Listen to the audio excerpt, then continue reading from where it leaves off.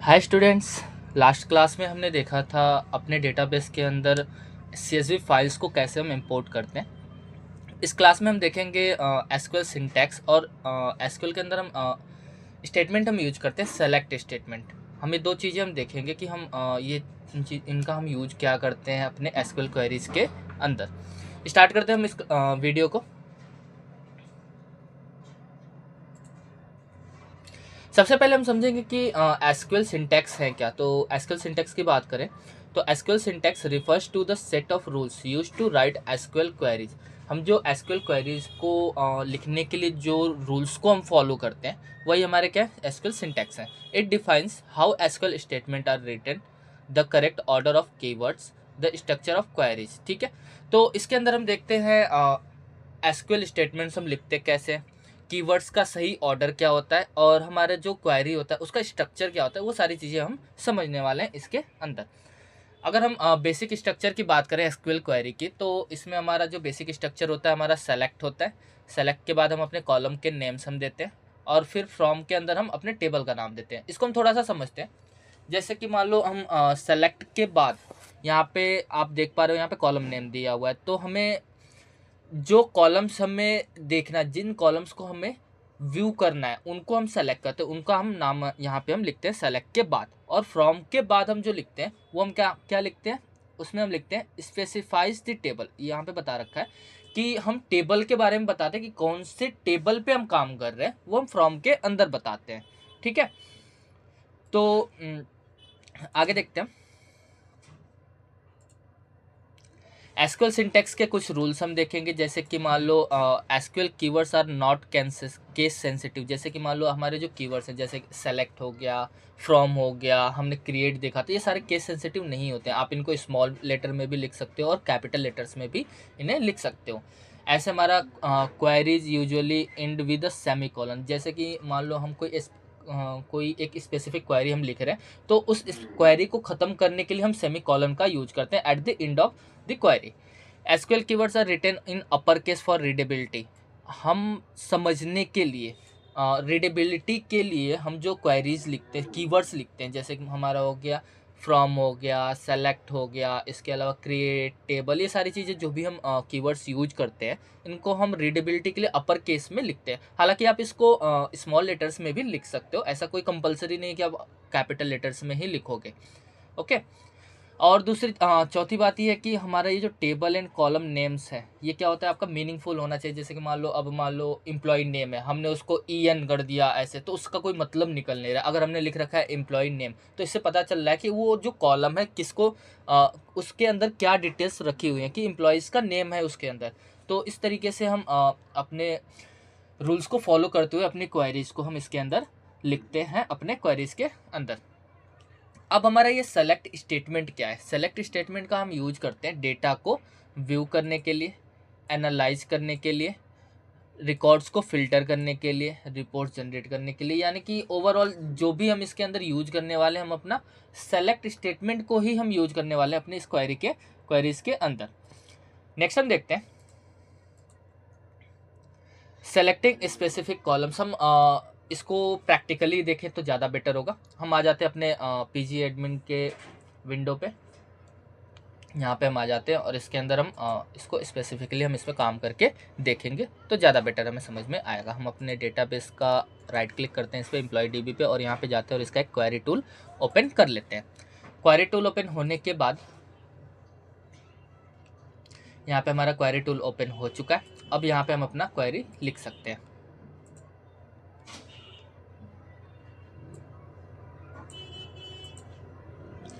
जैसे कि मान लो हमसे अगर बोला जाए कि एक काम करो, आप ये जो एम्प्लॉयज़ टेबल है आपका, अगर हमें एम्प्लॉयज़ वाले टेबल में जितने भी कॉलम्स है सबका डेटा अगर देखना है तो हम कैसे देखेंगे। हमें क्या करना है, हमें करना है show all informations of employees table. हमें क्या करना है कि एम्प्लॉयज़ टेबल के सारी इन्फॉर्मेशन हमें शो करनी है। तो इसके लिए हम क्या यूज करेंगे कमांड, तो इसके लिए सिंपल सी बात है, हम सेलेक्ट स्टेटमेंट का हम यूज करेंगे। हम लिखेंगे सेलेक्ट सेलेक्ट लिखा हमने, और यहाँ पे आप अपने कॉलम्स के नाम दे सकते हो। अब मान लो कि हमें एम्प्लॉयज़ टेबल के अंदर जितने भी कॉलम्स है सबको हमें इंक्लूड करना है, तो सबको इंक्लूड करने के लिए हम यूज करते हैं स्टार का। आप यहाँ पे अगर स्टार लिख देते हो तो इसका मतलब ये होगा कि सेलेक्ट ऑल, एम्प्लॉयज़ टेबल के अंदर सारे कॉलम्स को आप सेलेक्ट कर लो। ओके, तो अभी के लिए हम स्टार का यूज देख रहे हैं, तो सेलेक्ट स्टार कहाँ से करना है, तो हम लिखेंगे फ्रॉम, और फिर इस फ्रॉम के अंदर हम क्या देते हैं, अपने टेबल का नाम देते हैं। तो टेबल का नाम हमारा क्या है कि एम्प्लॉयज़ है, ठीक है, एम्प्लॉयज़ टेबल के अंदर, और यहाँ पे हम सेमी कॉलन के साथ इसको एंड करेंगे, और अपने इस लाइन को, इस क्वेरी को हम सेलेक्ट करते हैं और यहाँ पे आकर के अपनी स्क्रिप्ट को एग्जीक्यूट करेंगे। अब जैसे देखा आपने कि हमने एग्जीक्यूट किया, यहाँ पे हमारा सारा का सारा एम्प्लॉय के अंदर जितने भी कॉलम्स थे सारा डाटा हमारा यहाँ पे शो होकर के आ गया, और यहाँ पे आसानी से हम अपने डेटा को देख पा रहे हैं, एम्प्लॉयज़ टेबल के अंदर के डेटा को। ठीक है, थोड़ा सा हम क्वेश्चन चेंज करते हैं। अब मान लो कि हमें क्या करना है, हमसे बोला जाता है कि एक काम करो आप, show name comma age and city from employees table. अब हमसे बोला जा रहा है कि आप एक काम करो कि ये जो एम्प्लॉय टेबल है, एम्प्लॉयज़ वाला टेबल है, इसके अंदर आपको क्या शो करना है, बस उस एम्प्लॉयज़ का नेम आना चाहिए, उनका एज आना चाहिए और उनका सिटी आना चाहिए। बाकी के जो भी कॉलम्स हैं वो हमें नहीं चाहिए। तो हम ये कैसे करेंगे, इसके लिए भी हम लिखेंगे सेलेक्ट, हमने लिखा सेलेक्ट। अब हमें यहाँ पे, अब हम स्टार नहीं यूज करेंगे क्योंकि स्टार का मतलब होता है कि सारे कॉलम्स को आप सेलेक्ट कर लो। अब हमें क्या चाहिए, हमें जो कॉलम्स चाहिए उन कॉलम्स का स्पेसिफिक नाम हम यहाँ पे देंगे। जैसे कि मान लो हमें क्या चाहिए, हमें यहाँ पे चाहिए, कौन सा कॉलम चाहिए, नेम कॉलम चाहिए, तो इसका नाम है हमारा नेम, कॉमा करेंगे। उसके बाद हम अगले कॉलम का नाम देंगे। दूसरा कॉलम क्या है हमारा, एज है, हमें एज चाहिए तो हम लिखेंगे एज, कॉमा करेंगे। फिर उसके बाद हमें कौन सा कॉलम चाहिए, हमें चाहिए सिटी, तो हम यहाँ पे लिखेंगे सिटी, और उसके बाद हम लिखेंगे यहाँ पे फ्रॉम, कहाँ से चाहिए, तो हमें चाहिए भाई एम्प्लॉयज़ टेबल से चाहिए, तो हम यहाँ पे अपने टेबल का नाम देंगे, और फिर कॉलर लगाया, सेमी कॉलर, और फिर इस कोड को हम एक बार रन करते हैं, यहाँ से जाते हैं और इसको रन करते हैं। अब आप देख पा रहे हो कि यहाँ पे हमारा स्पेसिफिक कॉलम्स ही यहाँ पे शो करें, जैसे कि नेम हमारा, एज, सिटी, हमारे ये कॉलम्स ही यहाँ पर अब आपको शो कर रहे हैं। तो इस तरीके से हम अपने टेबल से डेटा को व्यू करने के लिए हम सेलेक्ट कमांड का, सेलेक्ट क्वेरी का हम यूज करते हैं, और आगे भी हम जितनी भी क्वेरीज देखेंगे सब में हमारा सेलेक्ट फ्रॉम क्वेरीज का यूज होगा, और इसी पे हम एक एक टूल्स का यूज करके हम आगे देखते चलेंगे। ओके, तो हमारे सेलेक्ट किसी स्पेसिफिक कॉलम को सेलेक्ट करना है तो हम उसका नाम देते हैं। हम यहाँ पे हमने अभी देखा, हमने इसका प्रैक्टिकल करके भी देखा। नेक्स्ट अब हम देखेंगे सेलेक्टिंग ऑल कॉलम्स। तो हमने ये भी देखा कि भाई स्टार का हम यूज करते हैं किसके लिए, तो स्टार का हम यूज करते हैं किसी भी टेबल के अंदर सारे के सारे कॉलम्स को सेलेक्ट करने के लिए हम स्टार का यूज करते हैं।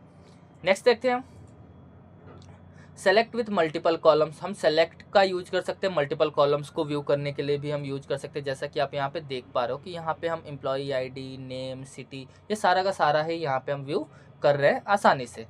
ओके, तो इस तरीके से हम सेलेक्ट स्टेटमेंट का यूज करते हैं अपने एसक्यूएल क्वेरीज के अंदर। इस वीडियो में हम इतना ही देखेंगे, बाकी नेक्स्ट टॉपिक हम देखेंगे अपने अगले आने वाले वीडियोज़ में। अभी के लिए थैंक यू सो मच।